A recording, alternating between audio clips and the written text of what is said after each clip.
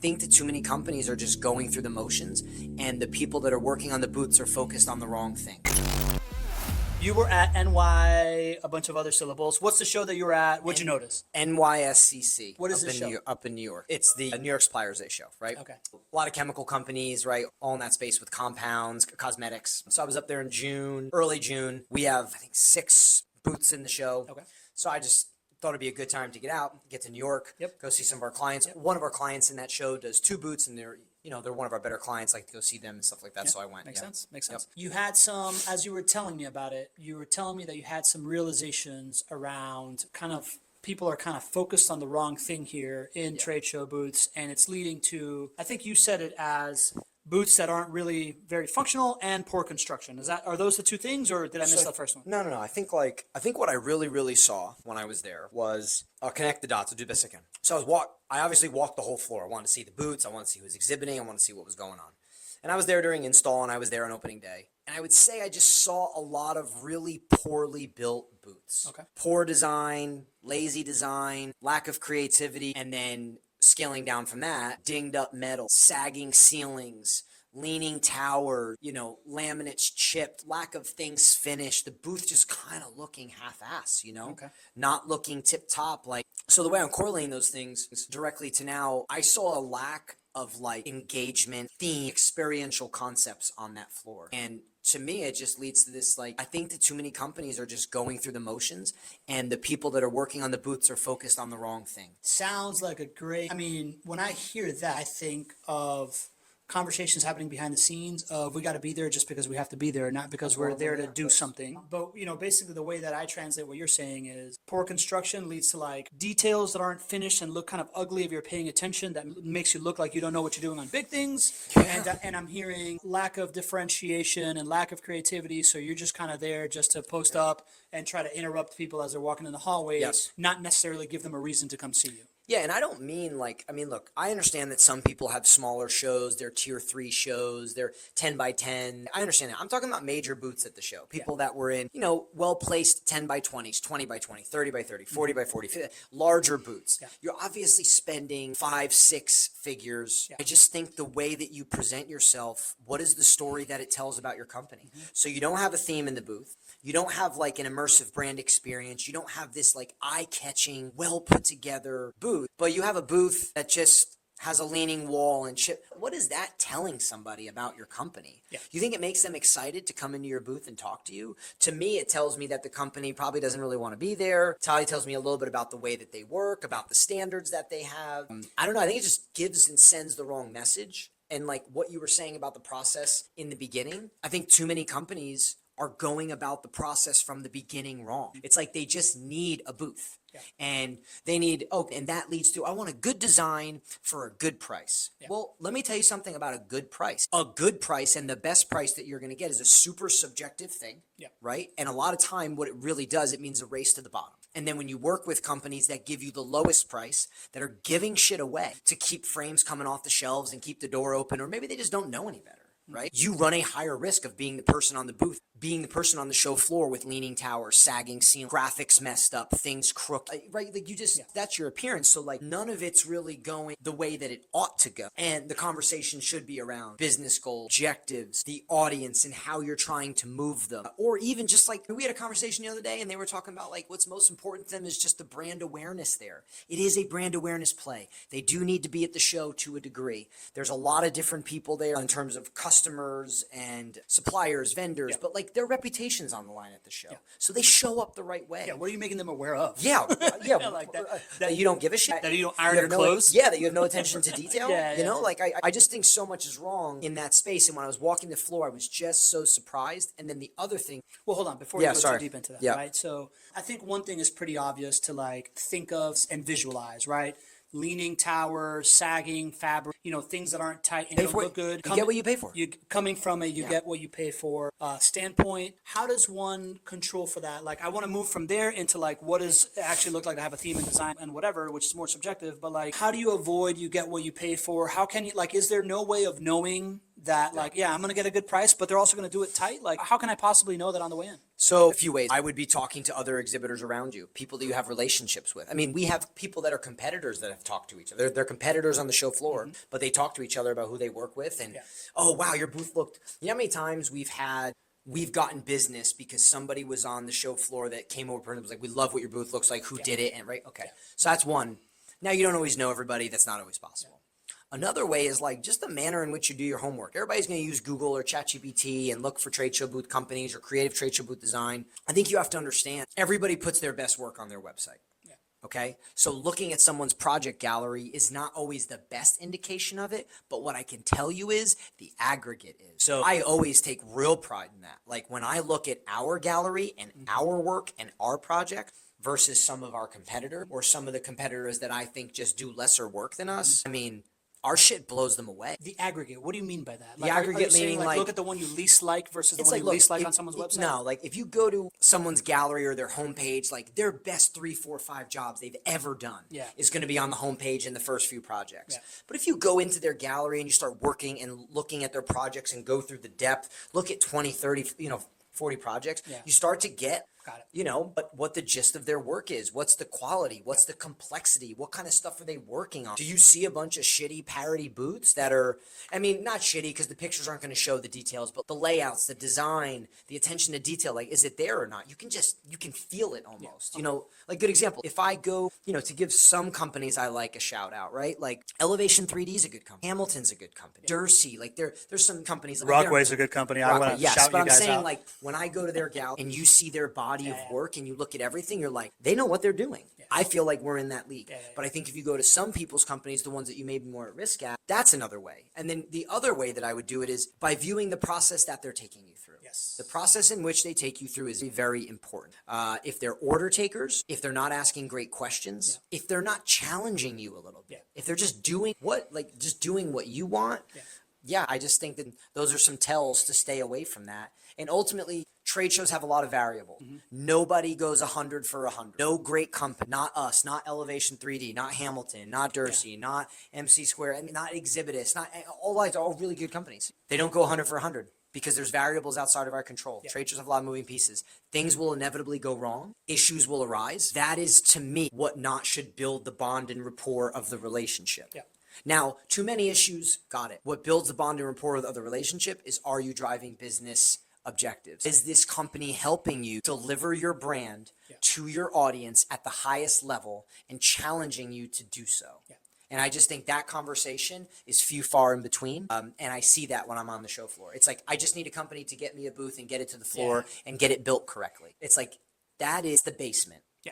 Right. So what I'm hearing is kind of like what you're trying to avoid is if they're like, hey, what do you want? And we'll give it to you. That's a warning sign right there, right? Like, or it's what is the goal here versus what is your goals and how can we, how can we be expert advisors in helping you reach your goals as opposed to just giving you what you want? If everything that you say, let's do this, they're like, yep, we can do that. And they go do it versus like, hey, let's think through how this fits into a goal. Feels like the type of conversation went right. So like this idea of like yes men and yes women versus creative partners that challenge you is one thing I'm hearing from you. Another thing I'm hearing from you is this idea of you build your chops based on how you solve problems together. Like a problem will inevitably arise. How you navigate those problems in a way that feels like they are taking your experience into account, your feedback into account, but they're coming to you with the expert guidance of how to solve this problem is kind of key here, right? I think what I would tell anybody is that problems will happen, electricians will be late, freight will get diverted, a snowstorm. There's just so many things that happen. It's how proactive is the company helping you? Like every one of us deals with so many variables outside of our control. We also have things inside of our control that we get wrong. So I think it's how do they handle it? Do they handle it with grace? Do they handle it with proactivity? Do they handle it with authenticity? Are they pointing fingers? That's basic to me. But yeah, I think being on the show floor for that show was eye-opening me to a degree because of what I saw. I was very pleased that the booths that we created, designed, strategized, and built for our client that were just leading the way at the show.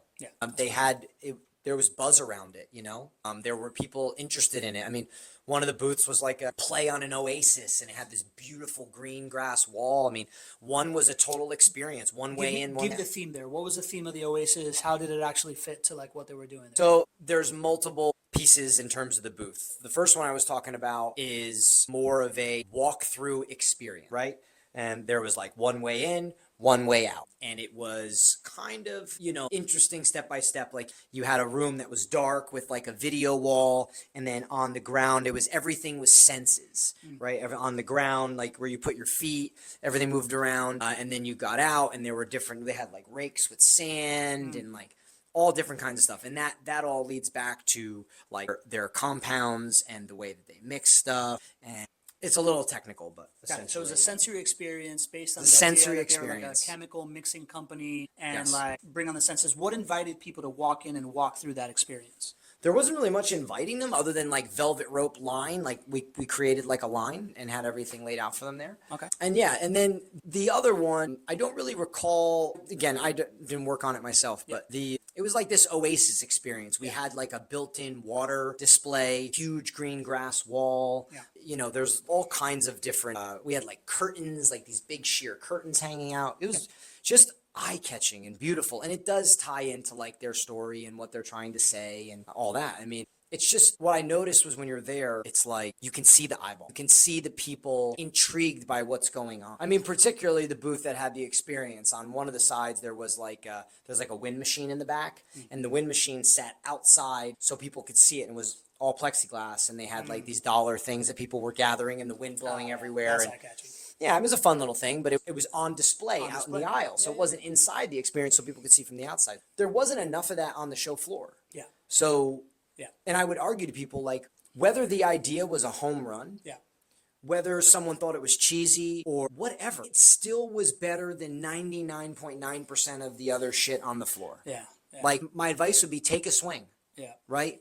Try to do more. What I'm hearing is, me reverse engineering this as like a content guy, right? Yeah. Like all content has to have a hook point, right? Like one of the first clients I ever had, this guy, Brandon Kane, he wrote the book Hook Point, and he would describe it as like, if you have content, right? Like people watch so much content every day that you need to have something in the first 3 seconds that like is akin to you're walking through the airport to your flight. You're not late, but you're not early, and you see a magazine stand. What are they going to read that makes you stop, walk over, pick out that magazine out of all of them, and open up to that page? Same thing in a trade show floor, right? Like in a trade show floor, you're walking past all this crap, like a flea market, right? Like you got to have something that makes somebody be like, right? Like make them take a pause. It is a sea of parody. It's a sea The of show parody. floor is a sea of parody. Yeah. And I actually think it makes it easier to stand out. I think it makes it easier to, and there's so many different ways, right? But I think it is the overall encompass design. Like as someone that's walked a lot of floors, as someone's designed a lot of trade show booths, and you know when a booth is well done. Yeah. You just know. People compliment it. They talk about it. There's always more people around it. Like very rarely do you see a booth, like a busy day on a trade show floor with a really well done, designed, built, and engaging booth. Very rarely do you see a dead booth. Yeah. True. That makes sense. Takes me back to Exhibitor Live when I was walking that show floor. I had really only been producing this podcast for maybe 6 months at the time. And I was still kind of like shocked that like people just aren't building this like narrative, hook point, experience stuff into their booths. Like a lot of the industry professionals are yet to do it. So it doesn't surprise me that it goes up the chain to like these bigger shows with like 20 by 20s. So that's an interesting observation that you have. And I'll tell you what I think it has to do with a little bit. It has to do with some of what we talked about earlier. Do you think that much of our industry has turned into order takers? Yeah. Because I do think that a lot of them, I wouldn't say a lot, how do I phrase it? There's a percentage of companies that they do not have the right person engaging with trade show booth companies to produce that. So that person is reporting back up to others and they're just going to collect, I need a good design, I need this, but they're not in tune with the goals and the alignment and the marketing and the strategy and the customer, and like they don't know all that. Yeah. Then sometimes the next layer of that is you have somebody, so a lot of really great event marketers and people that listen to this show, they do know those things. Yeah. But they're so damn busy. Yeah. They're not really tasked and KPI'd and measured against that. So they default to, I just need a good booth at a decent price. I got to get it to the show. Yeah. It is their ass to make sure it's up and looking good and right. And then the top tier of that, of other things I've experienced, is when you get really senior level people or CEOs involved of smaller companies, like they just want what they want. And they're not really willing to listen. Yeah. They're not being consulted. Yeah. They're like, oh, we want big, bold, show stopping. It's like, Okay, Yeah. like big, Give me the okay, putting green. big, bold, show-stopping. What does that mean to Yeah, you? yeah, Right? yeah, So like it sounds, and it's sure it's a great vision, Yeah. but like let's dial that back. Yeah. Let's talk about your customer. Let's talk about what does success. Big and bold is not success. Correct. Big and bold is what you think Yeah. looks good.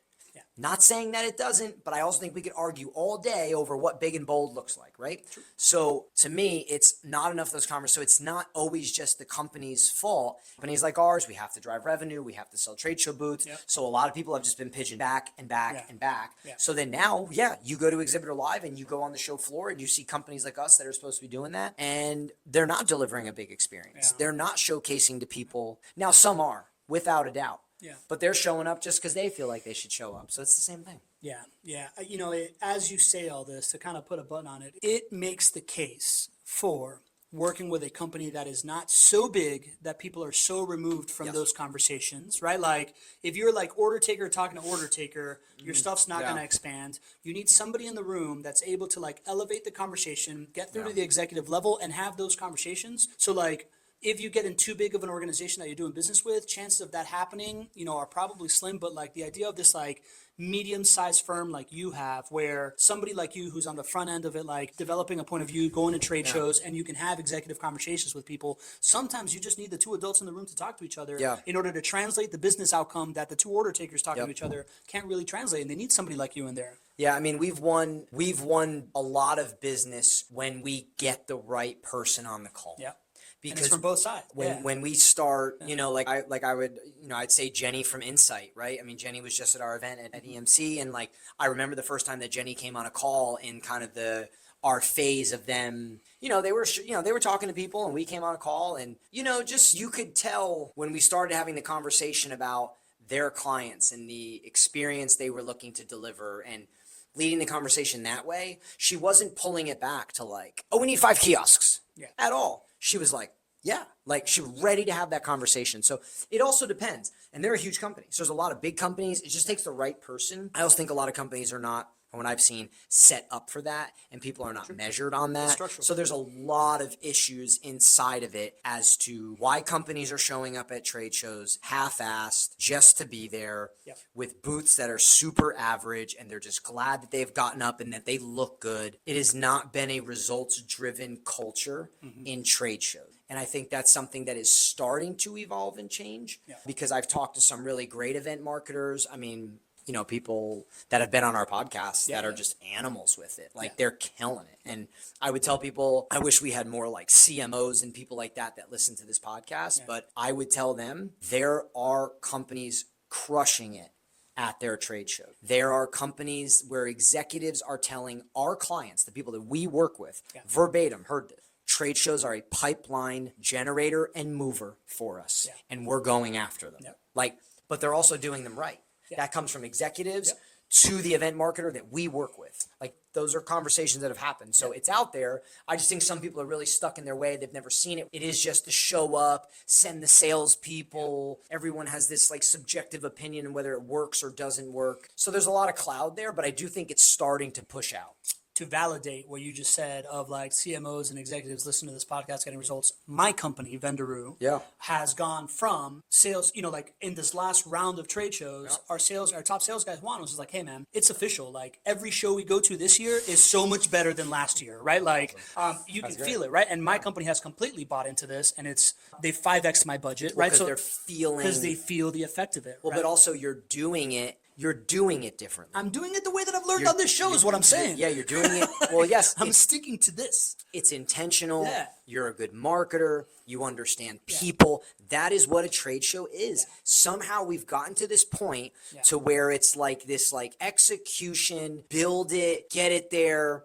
I think, God, what does Mandy say? Shout out to Mandy. I love Mandy. Yeah, she's great. Something about like is not a badge. Like it's this idea of like the stress and like the just getting it done mentality. I got to get the quote, but it's her quote is the idea that like the just get it done mentality is not a badge to wear. Yeah. Like that shit doesn't matter. But somehow we've gotten there where event people, and they think that's what it's, or they wear that badge, which is great. It's a tough job. It's a tough gig. And then you have companies that are not supporting them and not setting them up to be successful, because they can be strategic people. They do understand the way an event moves the audience. And yeah, man, it's a culture that needs a lot of change. Yeah. And I think And you see it on the biggest show floors. If I was to summarize this, right? It's like you see a lot of bad event execution, even in the biggest show floors with the most budget. You see poorly built things, and you see poorly designed things that aren't really driving engagement. And it comes from conversations at the creation level that are either just like, oh, what do you want, and I'll do it, versus having these like, what are the goals, what are the outcomes,